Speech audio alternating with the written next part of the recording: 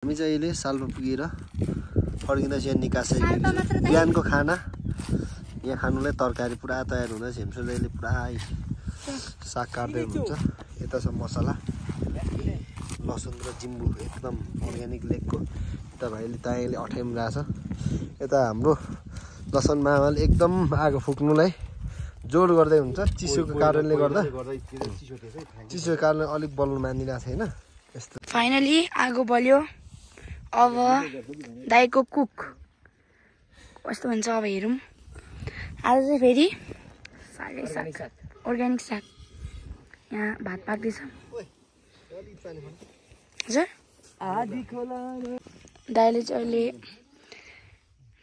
डाडु धोइराख्नु भएको छ। दाइ आगो डेन्जर बल्यो।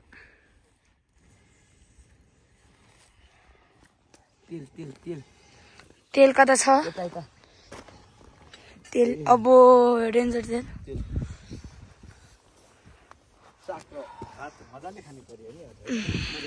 हाम्रो सेफ दाइले डेन्जरसँग तेल अब धेरै भएन।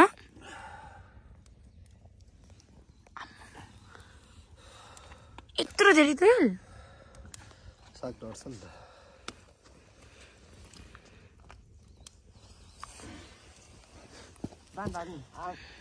मौसम यस्तो छ अनि हाम्रो दाइहरूले पानी ल्याउनु भएको धन्यवाद।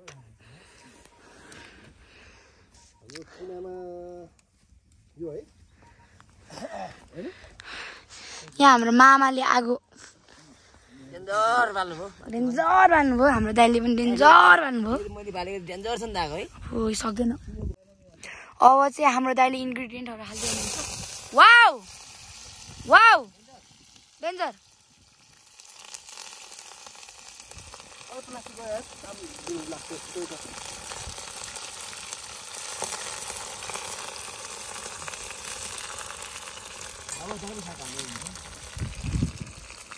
अर्ग्यानिक साग के अर्ग्यानिक साग हामीले उहाँबाट लिएको।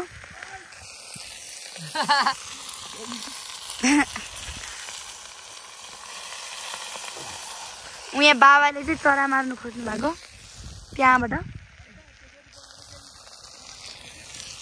ए फुट्ने भयो अनि राम्रो हुन्छ। तरिका ठिक छ नि। एकदमै आधुनिक तरिका छ।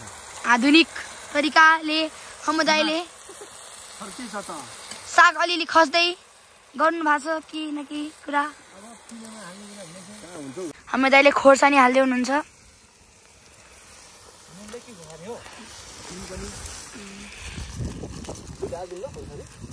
नाइ आधी हो र पिरो हुँदैन न त हालौँ। डर लाग्यो बाबा मेरो। डर्दैन न। दाइले अब इन्ग्रिडियन्टहरू हाल्दै हुनुहुन्छ। दाइ त के हो नुन नुनै हो। ज्याम्मै हालिदिउँ न।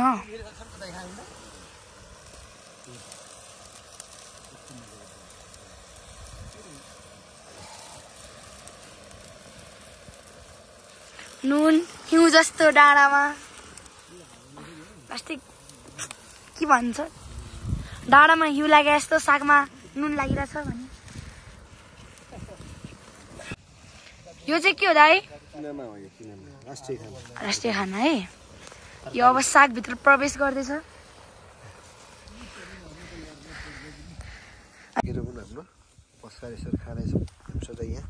यसरी हाम्रो काका यहाँ कस्तो छ कमा? ठिक छ होइन काका? नुनहरू एकदम ठिक छ। ल मामा ठिक छ नि? कस्तो छ विवेक? तैँले अलिकति लाम्चा चामल अलिक कम हुन्छ भने अलिकति झन् बढी भइहाल्छ। त्यो पनि ठिक छ केही छैन। अहिले साल्पा सिल्चुम पुगेर फर्किँदैछौँ। अब हामी मुन्दुम ट्रेल हुँदै अहिले साउने भन्ने ठाउँमा आइपुगेको छौँ। यस्तो छ। यो चाहिँ हाम्रो आस्ताराम फुबाको गोठ रहेछ। जुगे भन्ने ठाउँमा यस्तो छ। यहाँ बस्तुहरू बस्ने ठाउँ रहेछ। हामी यता जाँदैछौँ। अब यहाँ टक्क दुध र बिस्कुट खाने हामी जाने हो।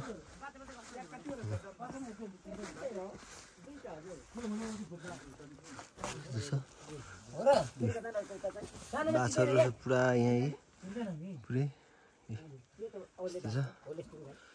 यहाँ पनि रहेछ हस्तारामफुवा गोठ है यो जुगे भन्ने ठाउँमा हामी यसरी हामी यहाँ दुध र चिया दुध र बिस्कुट खाने होइन हाम्रो टेके दाइ त जस्तो जस्तै हुँदो रहेछ यार कति वर्षपछि देखेको यहाँ दाइले दुध तताउनु भयो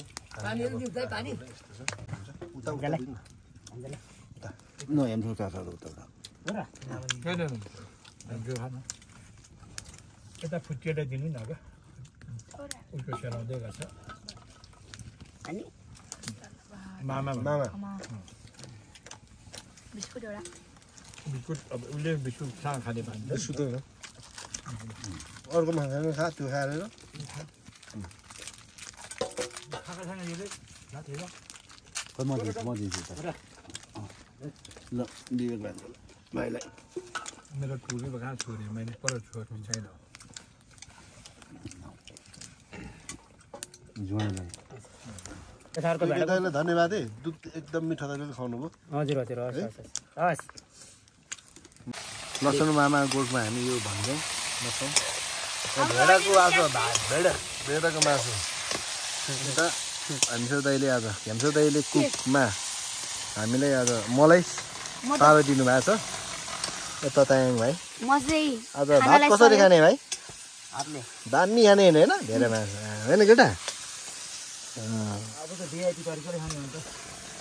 अझ दामी तरिकाले भेडाको मासुसँग भात खाइन्छ टक्क 3 बजीतिर मही पुगिन्छ आज यहाँ खाना खाएर त्यस्तै हो हाम्रो तरकारी पनि तयार भयो अर्को तरकारी पनि तयार भयो यो चाहिँ अर्ग्यानिक यो के पेलेपमा के भन्छ हलले पेलापमा पनि हो तयार भयो यहाँ खाना अब हामी खाना खानेछौँ तायाङ पुरा रेडी छ हात धुनुलाई हामी पुरा खाना खानेछौँ ल त्यस्तो छ लसुन मामाको यो भेडाकोटी यो डेरामा हाम्रो तायाङ त्यहाँ कस्तो छ ताया दामी छ हेमसेर दाइ पनि तयार पुरै कागज बाहिर घाममा खाने हुन्छ माथि त्यो भाइ चाहिँ मसँग बाजी खेल्ने भएर हारेको यहाँ छिटो गइ आइपुग्छ भन्ने 5 6 7 8 9 10 5 चोटि के अरे पुस्तक आफ्नै निर्णय हो नि यो पुस्तक तँलाई माफी भयो त 2 5 बिस्तारो हुन्छ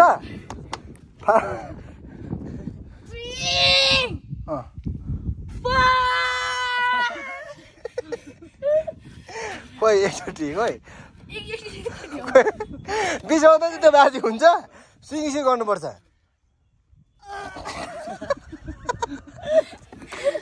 ल मेरो बाजी हारेको खोइ अब के हानेको पुग्छ चाहिँ आज चाहिँ हामी सर्भिसिङ पुगेर फर्केर हामी आज मयमको हाम्रो दुर्योधन मामा घरमा विशेष पाहुना आएका छौँ हामी मामालाई दुःख दिनु यता चाहिँ हाम्रो मामा हुनुहुन्छ विशेष यहाँ यता हाम्रो गेस्ट हुनुहुन्छ बाहिर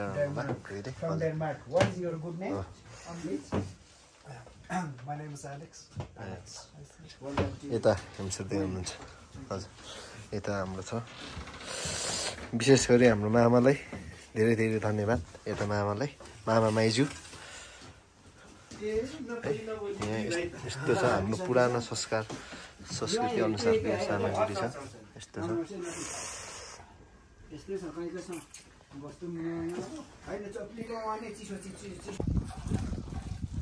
मयुम माथि चौरीकोट हाम्रो मामाको गोठमा यहाँ दुध दुहुँदै हुन्छ मामाले यसरी पुरै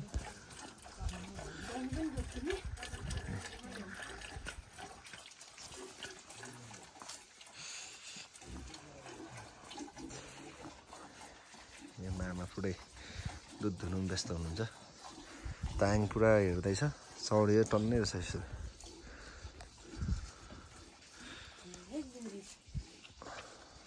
यता किचन याकको भाषा हो याकको हुन्छ याकको भाषा यो चाहिँ चौरी हुन्छ कि त्यसलाई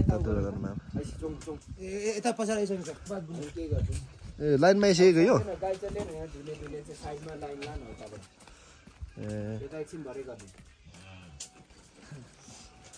कस्तो ज्ञानीहरू रहेछ आफै लाइनमा आइहाल्दो रहेछन् रङ मुगाहरू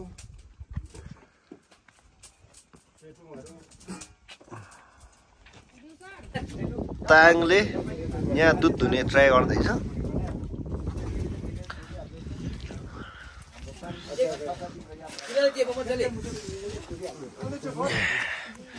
यो तायाङ्गी दुईजना मामाले सिकाउँदै हुनुहुन्छ तायाङलाई झुन्डिनु पर्छ भाइ त होइन गर्नु पर्दैन हो त्यसो हो त्यो एउटा एउटा धुँदा पनि हुन्छ एउटा धुँदा पनि हुन्छ यो अलिक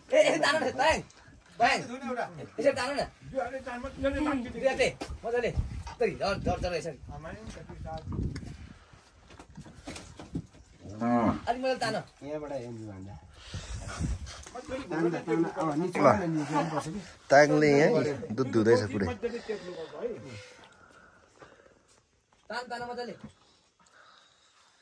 अझै अझै अझै छ हो भाइले यहाँको चिसो कस्तो हुँदो रहेछ पानी छुँदा भन्ने एउटा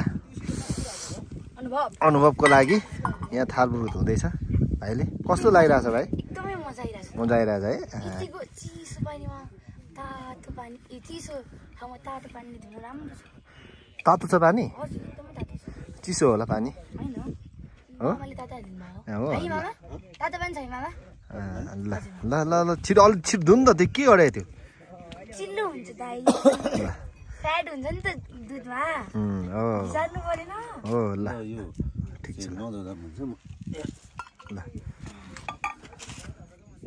सब ठिक छ भाउजूको यस्तो दामी सेफ भाउजूको ठिक छ दामी नि दाइ हो? एकचोटि गुन्द्रुक खाँदा पनि दामी बनाउनुहुन्छ कि मलाई त है ल धन्यवाद भाइले हेर्नु पऱ्यो फेरि ल भाउजूको लागि यति भनिदिएको भाइले धन्यवाद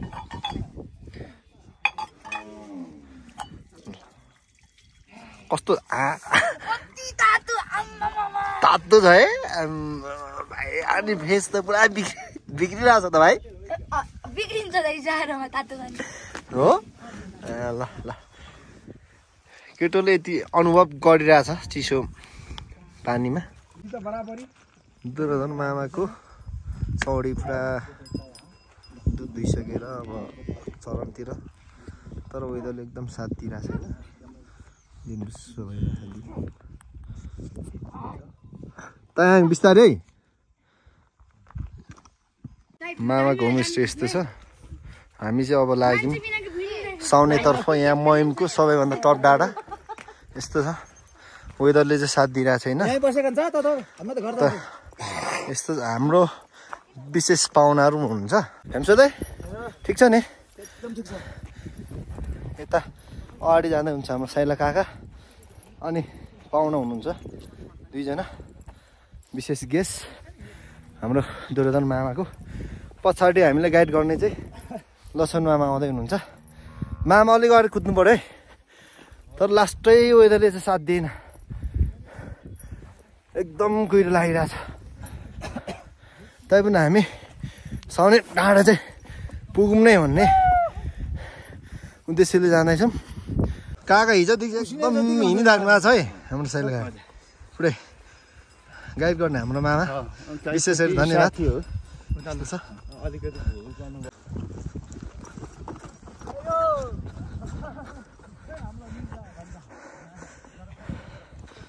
घोडा उठाउनु खोजेको उठाउनु सकिएन यो एरिया कुन एरियाको बा महिमको पनि समग्रलाई महिम भन्छ हजुर हजुर होइन यो एरिया चाहिँ गोरेटारको एरिया यो चाहिँ घोडटार एरिया तलको अनि यो यसपट्टि छ यता हो आज हाम्रो जेठो र नानाले पठाउने साथ छैन हिजो बेलुकादेखि त्यो आज हाम्रो रिक्वेस्ट गर्नुपर्छ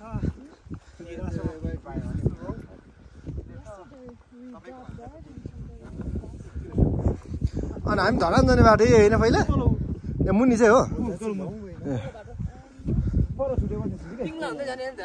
होइन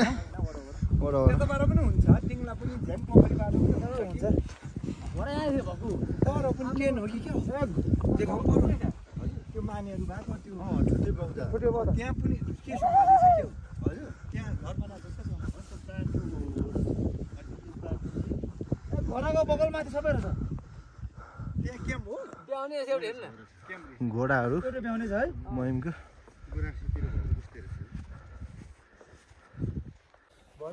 हामी साउने जाँदै गरेको साउनेको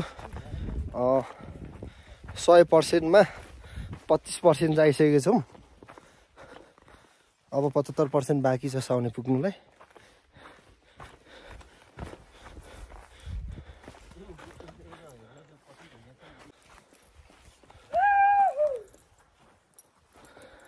गीत पनि गाउन हौ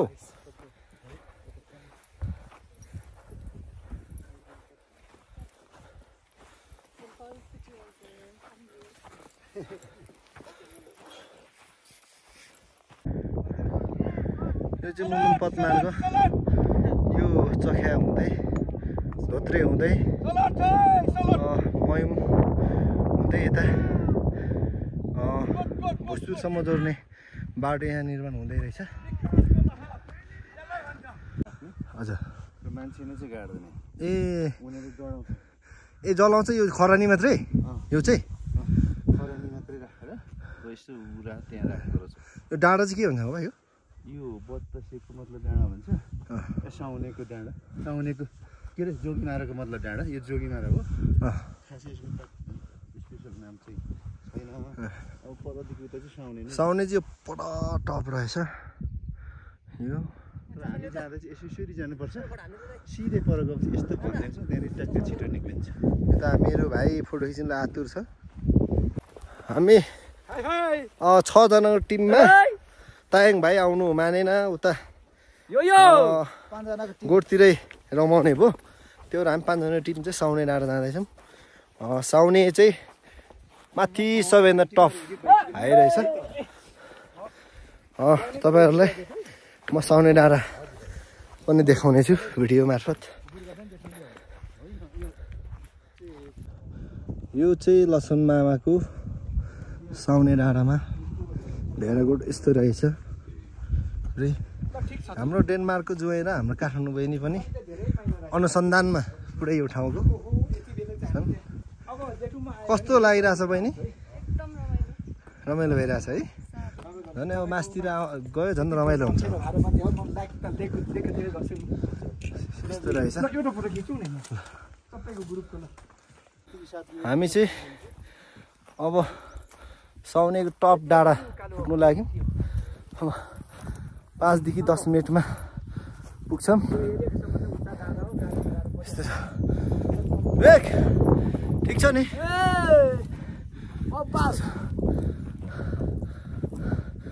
यस्तो साउने डाँडा छ माथि